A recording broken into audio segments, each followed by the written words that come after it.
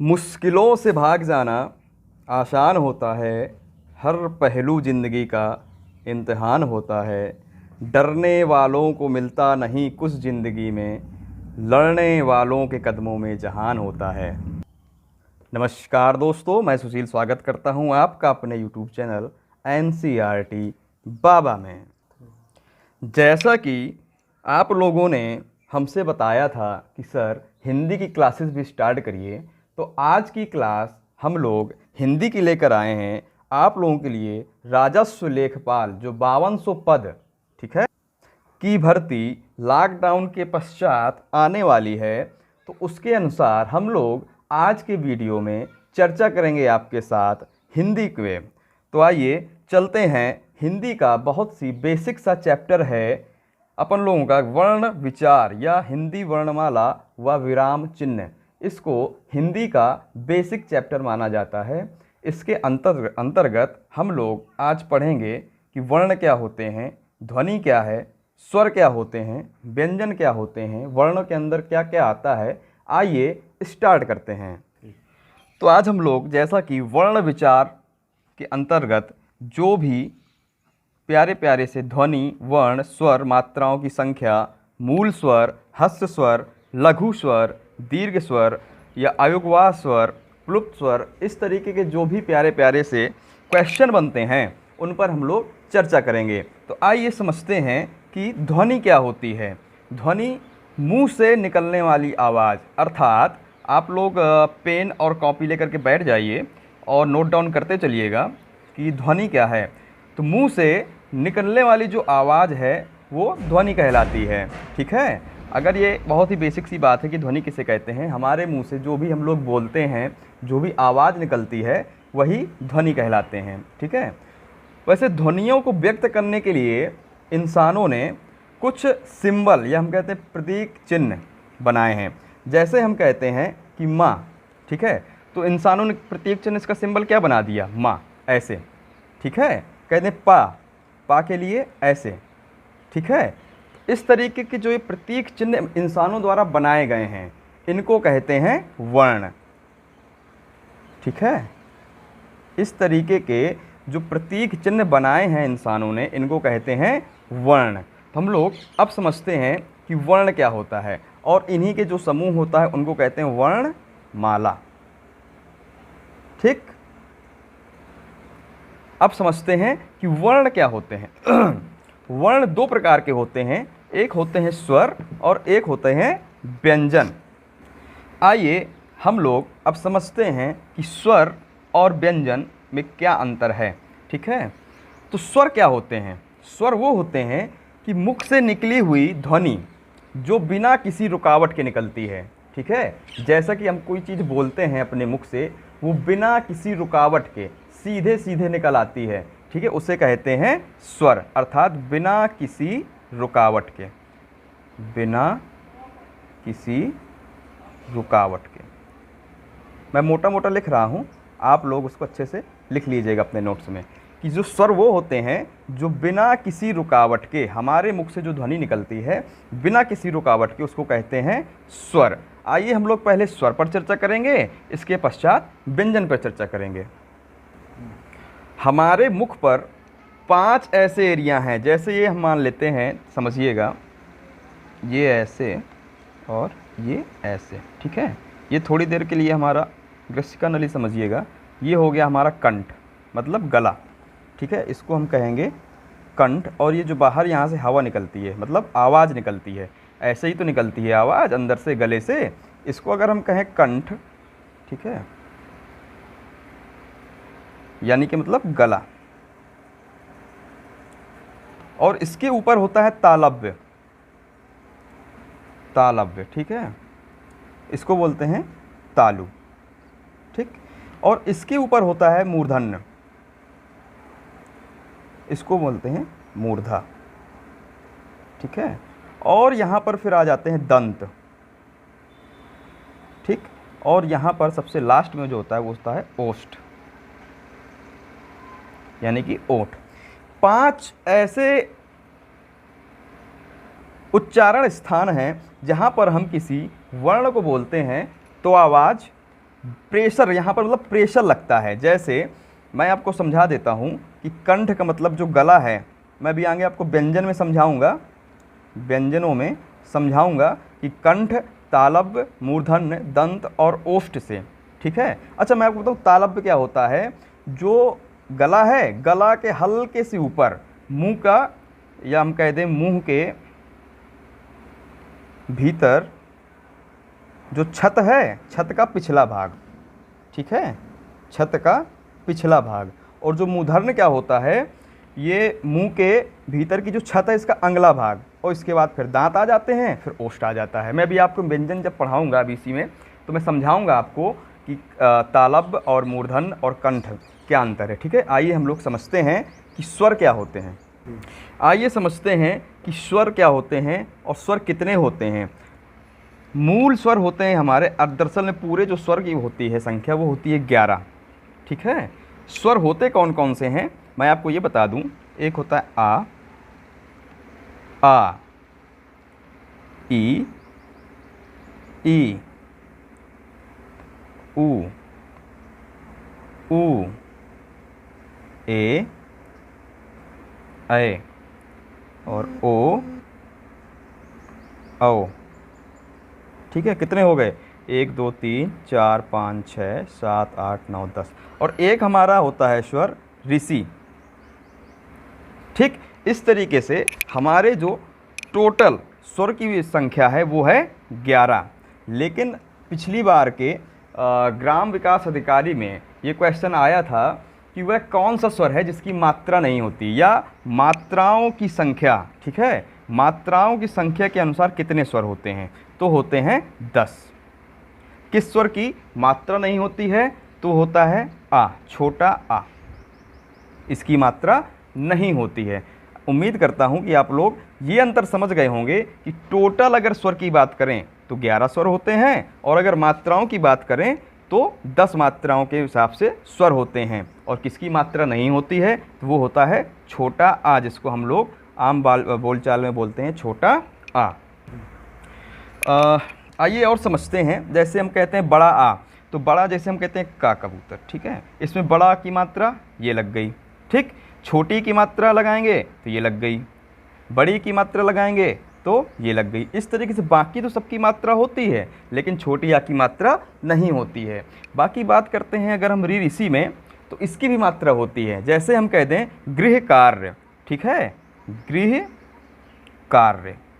अच्छा बहुत से लोग इसको ग्रह बोल देते हैं। ग्रह का मतलब हो जाता है प्लैनेट वाला, समझ गए, वो होता है इस तरीके ग्रह।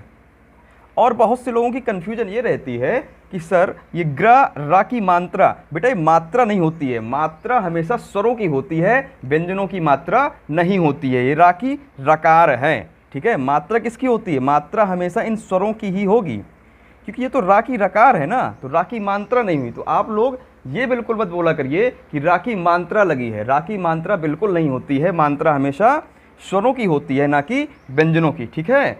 और एक हो गया जैसे मात्र, ठीक है, मात्र, सॉरी, इसको पढ़ेंगे मात्र, इसको मात्र नहीं पढ़ेंगे। मात्र में ये राखी लगा लग गई, त्रा त्रिशूल वाला, ता में राखी लगा लग गई, तभी तो त्रा बनता है, तो हो जाएगा मात्र, ये हो गया मात्र, इसको पढ़ेंगे मातृ। आशा करता हूं कि आप लोग रीप की ऋषि वाली जो मात्रा है उसको भी समझ गए होंगे। तो आइए समझते हैं उसी स्वरों के आगे कि आखिर मूल स्वर, हस्य स्वर और लघु स्वर और दीर्घ स्वर कौन कौन से होते हैं। मूल स्वरों की जो संख्या है, ठीक है, वो 4 बताई गई है।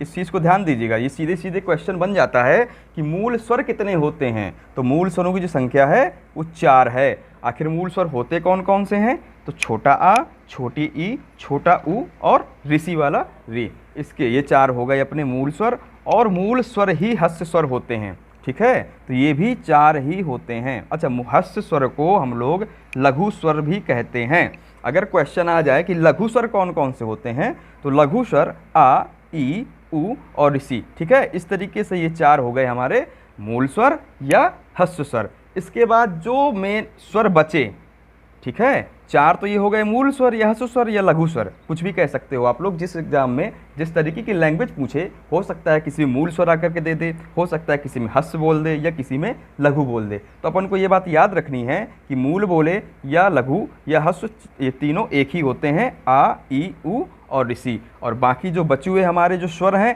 वो आ जाएंगे दीर्घ स्वर की श्रेणी में। तो दीर्घ स्वर में क्या क्या बचा? बड़ा आ, बड़ी ई, बड़ा ऊ, ए, ऐ, ओ, औ, जो कि हमारे टोटल कितने होते हैं? 7 होते हैं। ठीक है, इस तरीके से हमको ये पता चला कि मूल स्वरों की संख्या 4 और दीर्घ स्वरों की संख्या 7। अच्छा, कुछ बच्चे इसमें कंफ्यूज हो जाते हैं कि ए और ओ, ठीक है, क्योंकि इनका छोटा, देखिए इसका छोटा आ गया था, इसका छोटा आ गया है, इसका छोटा आ गया है और ये नहीं आया है, तो ये हमेशा दीर्घ स्वर में होते हैं। आप लोग कंफ्यूज मत होइएगा, ये बात को आप लोग स्पेशली नोट डाउन करिएगा कि ए और ओ जो होता है दीर्घ स्वर में होता है। ठीक है, आशा करता हूँ कि आप लोग दीर्घ स्वर, मूल स्वर, ह्रस्व और लघु स्वर को आराम से समझ पाए होंगे।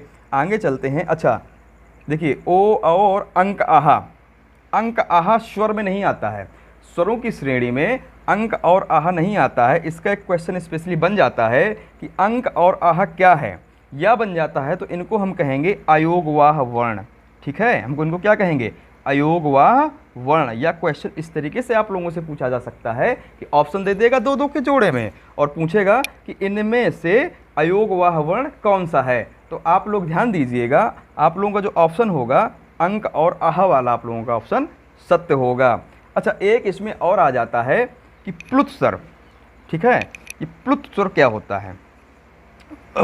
वैसे ही ज़्यादा पूछा तो प्लुत स्वर क्या होते हैं? तो प्लुत स्वर वो होते हैं जो 2 मात्राओं से ज़्यादा, जिनको बोलने में 2 मात्राओं से ज़्यादा का समय लगता है, वो होते हैं प्लुत स्वर। कुछ किताबें या कुछ लोग कहते हैं कि प्लुत स्वर को 3 या 4 मात्राओं के साथ भी बोला जा सकता है, वो अपनी अपनी कैपेसिटी की बात होती है। जैसे कोई कहता है ओम, ठीक है, कोई कहता है ओम, तो इस तरीके के जो उच्चारण करते हैं उसके अनुसार उसमें मात्राएं ऐड हो जाती हैं। अगर डेफिनेशन की बात आ जाए तो वो स्वर जिसकी 2 मात्राओं से ज़्यादा का समय लगता है वो होता है प्लुत स्वर। इसका एग्जाम्पल की अगर हम बात करें तो ओम इसमें आ जाता है। ठीक है, प्लुत स्वर में ओम आ जाता है। आशा करता हूँ कि आप लोग जो स्वरों का सीक्वेंस है उसको समझ गए होंगे कि मूल स्वर क्या होते हैं, ह्रस्व स्वर क्या होते हैं, दीर्घ स्वर क्या होते हैं, और जो प्लुत स्वर है या अयोगवाह वर्ण है ये समझ गए होंगे। अंक और आहा क्या होता है? मूल स्वर या ह्रस्व स्वर वो होते हैं जिनके उच्चारण में कम समय लगता है। मतलब किसके उच्चारण से?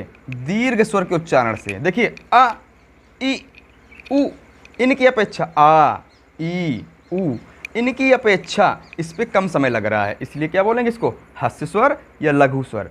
और जो दीर्घ स्वर होता है तो ह्रस्व स्वर की अपेक्षा इनमें ज़्यादा समय लगता है। बाकी स्वर तो वही होते हैं, मैंने आपको डेफिनेशन बताई थी कि मुख से निकलने में बिना रुकावट जो अतिशीघ्र निकल आते हैं उनको क्या बोलते हैं? स्वर बोलते हैं। आशा करता हूँ कि आप लोगों को स्वर और ये जो अयोगवाह वर्ण, प्लुत स्वर में स्पष्ट रूप से अंतर समझ में आ गया होगा। आइए चलते हैं व्यंजन की ओर। कुछ चर्चा व्यंजन पे करते हैं कि व्यंजन कैसे होते हैं, क्या कौन कौन से होते हैं, आइए समझते हैं।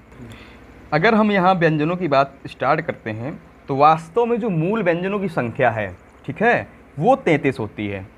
जो मूल व्यंजन हैं वो 33 हैं और हिंदी वर्णमाला में जो शब्द विचार हैं, वर्ण हैं, वो टोटल 52 हैं। मैं पूर्ण रूप से आपको समझाता हूँ कि कैसे क्या होते हैं, आइए समझते हैं। देखिए, हमको एक सीक्वेंस बहुत याद रखना पड़ता है। ये मैं जो व्यंजनों की बात कर रहा हूँ, बहुत से लोग हैं जो नहीं याद रख पाते हैं। हाँ, अगर जो टीचर है उसको ज़रूर याद होगा, क्योंकि हम लोगों ने बहुत बेसिक सी कक्षाओं में पढ़ा था, का, खा, गा, घा, अंगा। बहुत से लोग हैं, आशा करता हूँ आप लोगों से भी बहुत से लोग होंगे जो इनको नहीं जानते होंगे। फिर भी अपने एग्ज़ाम के पॉइंट ऑफ व्यू से देखा जाए तो काफ़ी इम्पोर्टेंट है। आइए समझते हैं।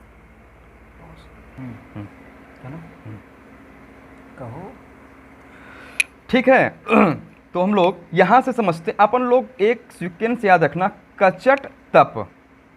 ठीक है, यहाँ से अपन लोग क्या करेंगे, जो का वर्ग है, चा वर्ग है, टा वर्ग है, ता वर्ग है और पा वर्ग है। देखिए का वर्ग में क्या क्या आता है? का, खा, गा, घा और अंगा। ठीक है, इसको अंग बोलते हैं। ठीक है। इस पे यहाँ बिंदी होती है, यहाँ नीचे मत रखिएगा इसमें बिंदी, ठीक है। चा वाले चा वर्ग की बात करते हैं तो चा, छा, जा, मैं जल्दी से लिख दे रहा हूँ, टा, ठा, डा, ढा, सॉरी आड़ा, ता, था, दा, धा, ना, पा पतंग, फा फल, बा, भा और मा, ठीक है। इस तरीके से हमारे जो ये 5 वर्ग हो गए, का वर्ग, चा वर्ग, टा वर्ग, ता वर्ग और पा वर्ग, ठीक है। इस तरीके से हमारे जो यहाँ पर वर्ण हो गए वो हो गए व्यंजन 25। क्लियर हुआ? क्योंकि एक लाइन देखिए रो में 5 वर्ण हैं और 5 5 25। क्लियर हुआ? अच्छा, नासिक के वर्ण की अगर हम बात करते हैं, ये जो लास्ट की रो है ये वाली, समझिएगा एग्ज़ाम में ये पूछा जाता है कि ये जो पंचम वर्ण हैं, ये जो पंचम वर्ण मतलब 5 जो वर्ण हैं, इनको हम लोग नासिक्य की श्रेणी रखते हैं। किसमें? नासिक्य, ठीक है। नासिक्य क्वेश्चन अगर आ जाए कि नासिक्य वर्ण कौन से होते हैं, अगर आपको ऑप्शन मिल जाए तो ये जो 5 वर्ण दिए गए हैं, ना, मा, ड़ा, या, अंग, ठीक है, ये क्या होंगे? नासिक्य वर्ण की श्रेणी में आते हैं, याद रखिएगा, ठीक है। नासिक्य, ठीक है। तो नासिक्य का मतलब ये होता है वो वर्ण जिनका उच्चारण नाक के अंतर्गत आता है, ठीक है, या नाक से होता है, या जिनमें अंग की बिंदी आ जाती है, ठीक है, वो हो जाते हैं नासिक्य वर्ण के अंतर्गत। अब उच्चारण की बात करें तो जो का वर्ग है, ठीक है, इसके अंदर का, ख, ग, घ, अंग, ठीक है, इनका उच्चारण कहाँ से होता है? मैंने आपको बताया था अभी यहाँ पर इस तरीके से आगे कि यहाँ पर कंठ होता है, ठीक है। तो ये जो हमारा होता है ये होता है कंठ व्यंजन। क्लियर हुआ? अर्थात ये कि का, ख, ग, घ, अंग, इनका जो उच्चारण स्थान है, क्वेश्चन इस तरीके का आता है एग्जाम में कि ग का उच्चारण स्थान क्या है, कंठ, तालव्य, मूर्धन, दंत व्यंजन है या ओष्ठ व्यंजन है। तो हम लोग क्या कहेंगे कि जो कंठ व्यंजन है वो क्या है? का, ख, ग, घ, अंग। आप लोग इसको घर में बैठ के प्रैक्टिस करिए, मेरे साथ प्रैक्टिस करिए। जैसे बोलते हैं का बोलिएंगे तो देखिए आवाज़ कहीं रुकती नहीं है, कहीं दबाव सीधे गले से निकलता है और सीधे मुंह के बाहर आ जाता है, का, ख, ग। समझ रहे हैं? तो आशा करता हूँ आप लोग मेरे साथ इस तरीके से बोलेंगे तो अच्छे तरीके से। देखिए, जब तक किसी भी चीज़ की प्रैक्टिस या प्रैक्टिकल नहीं किया जाएगा तब तक उसको समझ नहीं सकते हैं। तो अपन समझ गए कि जो कंठस्थ व्यंजन होते हैं, का, ख, का वर्ग की बात करते हैं, इनमें जो दबाव पड़ता है वो कहाँ? गले पर पड़ता है और कहीं पर दबाव नहीं पड़ता है। आगे समझते हैं। इसके बाद मैंने बताया था कंठस्थ, इसके बाद बताया था तालव्य, ठीक है। यहाँ पर मैंने तालव्य की बात की थी। तो ये जो चा वर्ग है ये है हमारे तालव्य व्यंजन, तालव्य व्यंजन, ठीक है। इनका जो उच्चारण है वो तालु से होता है।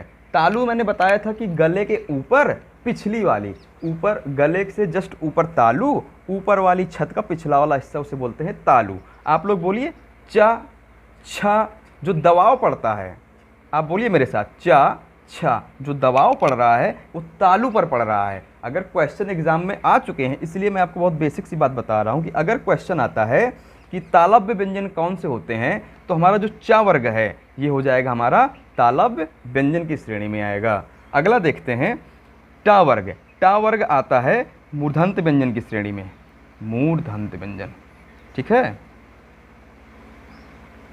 मूर्धन्त क्या होती है? या मूर्धा, हम लोग उसको कहते हैं तालव्य के ऊपर मूर्धा। मुंह के जो दांतों से जस्ट पीछे, दांतों के जस्ट पीछे ऊपरी हिस्सा होता है उसे बोलते हैं मूर्धा। आप जैसे बोलिए मेरे साथ, टा, आपकी जो जीभ है वो ऊपर दांतों के पीछे ऊपर लगती कि नहीं लगती है? टा, ठीक है। तो जो टा वर्ग है ये आपका मूर्धन्त व्यंजन की श्रेणी में आता है। आशा करता हूँ इस दर तक आप लोगों को आसानी होगी समझने में, क्योंकि आप लोग प्रैक्टिस कर रहे होंगे मेरे साथ। आगे देखते हैं जो ता वर्ग है, ठीक है। ता वर्ग है दंतव्य व्यंजन, ठीक है, व्यंजन, ये मतलब दांत। अब देखिए ता बोलिए आप, ता, था, दा, आपकी जो जीभ है वो दांतों पे सपोर्ट कर रही होगी, मतलब जो दबाव बन रहा है वो दांतों के पास आ रहा है। आप मेरे साथ बोलिए ता, था, आप बोल के देखिए द, यहाँ पर जो आपकी जीभ है वो दांतों पे सपोर्ट कर रही है, मतलब जो दबाव बन रहा है वो दांतों पर पड़ रहा है। और अच्छा एक बात और बड़ी मज़ेदार बात कहते हैं कि जो बूढ़े लोग हो जाते हैं ना, जिनके मतलब दांत गिर जाते हैं, वो लोग ये ता वर्ग नहीं बोल पाते हैं। क्यों नहीं बोल पाते हैं? क्योंकि इन जो लोग जब बोलते हैं ता वर्ग के कोई भी वर्ण, तो इनसे जो होती है हवा वो रुकती नहीं है, दबाव नहीं बना पाती। क्यों? क्योंकि इनके दांत नहीं होते हैं, तो ये आवाज़ शिश्स करके बाहर निकल जाती है और ता वर्ग के जो भी वर्ण हैं इनसे उच्चारण नहीं होता है। या तो आपके आसपास जो बुजुर्ग हों या आपके घर में हो तो आप देखिएगा उनसे ता वर्ग का उच्चारण करवाइएगा, जिनके दांत ना हो। समझ रहे हैं? आगे समझते हैं ओष्ठ वाला। ठीक है, ये हो जाता है ओष्ठ व्यंजन। आप बोलिए पा वर्ग में पा, फा, बा, भा, मा। ये आप देखिए इन पर जो दबाव है वो ओंठों पर पड़ रहा है। पा, फा, आप बोलिएगा पा, फा, जो दबाव पड़ रहा है वो ओंठों पर पड़ रहा है। ठीक है, आशा करता हूँ कि आप लोग ये जो वर्ण हैं इनको आसानी से समझ गए होंगे। अच्छा, क्वेश्चन एक बनता है कि गौड़ व्यंजन, ठीक है, गौड़ व्यंजन या उत्क्षिप्त व्यंजन क्या है? उत्क्षिप्त व्यंजन, गौड़ व्यंजन या उत्क्षिप्त व्यंजन कौन से होते हैं? तो मैं आपको बता दूं, डा और ढा जिसके नीचे बिंदी होती है, डा और ढा, ये खड़ी बोली में वैसे यूज किए जाते हैं, मान लो देसी बोली पे। ठीक है, देसी बोली, इनमें और इनमें डा और ढा, इन दोनों में अंतर ये है कि इसको बोलने में जोर ज़्यादा, दबाव ज़्यादा पड़ता है, डा, ढा। ठीक है, और जैसे ही बिंदी रखते हैं तो इन पर ये देसी, जैसे हम कह दें ये है अलीगढ़, ढा हो गया अलीगढ़। ठीक है, और ये हो जाएगा, ये डा डलिया वाला है। ठीक है, और जब ये बिंदी रख जाती है तो ये हो जाता है इसे पकड़। ठीक है, ड़ और गढ़, अलीगढ़। ठीक है, आशा करता हूँ मतलब याद रखिएगा, गौड़ व्यंजन या उत्क्षिप्त व्यंजन की जब बात करें, अगर पूछे कौन होते हैं तो याद रखिएगा इनके नीचे बिंदी रखी होगी, ये हो जाते हैं उत्क्षिप्त व्यंजन और गौड़ व्यंजन। आगे के हमारे जो बचते हैं या, रा, ला और वा। ठीक है, और एक बचता है, चार चार के ग्रुप में होते हैं, श, श, सा और हा। अच्छा, बहुत से लोग आप लोगों ने देखा होगा कि इनको एक ही तरीके से बोल देते हैं, शा शा शा शा, इस तरीके से नहीं, तीनों के प्रोनाउंसिएशन उच्चारण में अंतर है। इसको बोलेंगे शा, सा, सा, हा। ठीक है, फिलहाल ये आता नहीं है, आइए समझते हैं कि ये क्या होते हैं। देखिए, या, रा, ला और वा, इस तरीके से आप लोग लिखिएगा। और ये जो आपका या और वा, ठीक है, इनको हम कहते हैं, या और वा की बात कर रहा हूँ मैं, या और वा। ठीक है, इनको हम बोलते हैं अर्ध स्वर। अर्ध स्वर, अगर क्वेश्चन बनता है कि अर्ध स्वर क्या होते हैं तो हो जाएगा या और वा। अच्छा, एक बात और आती है कि सर इनको अर्ध स्वर क्यों बोलते हैं? ठीक है, इसका कारण ये है कि इनको बोलने में स्वरों से ज़्यादा, ठीक है, और व्यंजनों से कम समय लगता है, इसलिए इनको अर्ध स्वर कहते हैं। ठीक है, और बाकी हम बात करते हैं ला की। ठीक है, ला को बोलते हैं पार्श्व। ला को अगर आ जाए पार्श्व वर्ण क्या होता है तो वो होता है ला, ला। ठीक है, ला का जब आप लोग उच्चारण करेंगे तब जीभ को ऊपर वाले, ठीक है, जीभ को ऊपर वाली दांतों की जो जड़ें होती हैं वहाँ पर लगाओगे, ला। आप कोशिश करिए मेरे साथ, जीभ को अपने जब ला बोलेंगे तो ऊपर दांतों की जो जड़ें हैं वहाँ पर लगाएंगे और जो हवा निकलेगी वो जीभ के जो दोनों तरफ से गैप है ना वहाँ से निकल जाएगी, ला। ठीक है, एकदम से जीभ नीचे गिरेगी और हवा जो है दोनों तरफ से निकल जाएगी। फिलहाल मैंने बात उच्चारण की बताई थी, लेकिन क्वेश्चन ये आता है कि पार्श्व वर्ण क्या होता है, व्यंजन आप लोग ध्यान दीजिएगा, ला होता है। और जो हमारा रा होता है, रा, ठीक है, ये होता है लुंठित, लुंठित। ठीक है, अगर क्वेश्चन आता है कि लुंठित वर्ण क्या होता है तो हमारा रा होता है। आशा करता हूँ कि आपको इन चारों वर्णों में भी अंतर स्पष्ट रूप से समझ में आ गया होगा। बाकी बचे हमारे शा, शा, शा, हा। ठीक है, तो ये जो होते हैं ये हमारे होते हैं ऊष्म व्यंजन। ये काफ़ी बार पूछा गया है, ऊष्म व्यंजन क्या होते हैं। स्पष्ट आप देखिएगा किसी भी प्रैक्टिस सेट में या अनसॉल्व पेपर आप लोग सॉल्व करिएगा हिंदी का, तो उसमें स्पष्ट पूछा गया है कि ऊष्म व्यंजन क्या होता है, तो होते हैं ये चारों। ठीक है, आप लोग याद रखिएगा। इनको ऊष्म क्यों कहते हैं, क्योंकि जब इनको बोलते हैं तो मुँह से गर्म हवा निकलती है, ऊष्मा समान। ठीक है, इसलिए इनको ऊष्म व्यंजन कहते हैं। इस तरीके से हमने पढ़ा, देखिए कि 5, 5, 25 यहाँ हो गए थे, और 25 और 4, 4, 8, या इस तरीके से हमने आज 33 जो मूल व्यंजन थे। ठीक है, 33 जो मूल व्यंजन थे हमने उसके बारे में आज जानकारी हासिल करी है। बाकी अब जो वीडियो काफ़ी बड़ा हो रहा है, तो बाकी जो बचा हुआ है अघोष, सघोष, अल्प प्राण, महाप्राण, इस तरीके का जो भी टॉपिक है तो हम लोग उसको अपने अगले वीडियो में कवर करेंगे। आशा करता हूं कि आप लोगों को आज का वीडियो पसंद आया होगा। अगर पसंद आया है तो लाइक करें, दोस्तों के साथ शेयर करें और कमेंट करके अवश्य बताएं कि वीडियो कैसा लगा। धन्यवाद।